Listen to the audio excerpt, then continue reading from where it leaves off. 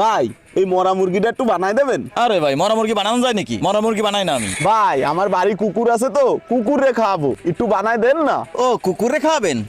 আচ্ছা দেন আমি বানাই দিচ্ছি। যাক, যেভাবেই হোক মুরগিটা তো কাটায় কমপ্লিট করেছি, এবার যায় জাগা মতো দিতে পারলেই হচ্ছে।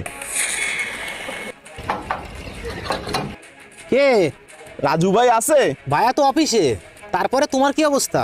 আছি আলহামদুলিল্লাহ ভালোই। রাজু ভাইয়ের জন্য একটা মুরগি নিয়ে আইছিলাম, মুরগিটা রাখেন।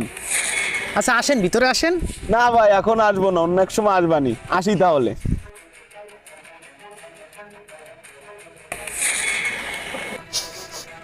বাসায় মুরগি রান্না হচ্ছে মনে হয়। আমি তো কালকে মুরগি আনি নাই। এই সোহেল, বাসায় মুরগি আনছে কে? মুরগি রান্নার ঘ্রাণ পাচ্ছি আমি। কেন, নাইম ভাই আছে না, তোমার নাম করে তো দিয়ে গেল, সেইটাই রান্না করছে। তোকে কত করে বললাম সরকারি চাকরি ট্রাইটা কর, দেখছি সরকারি চাকরি করার কত কদর। বাসায় এখন মানুষ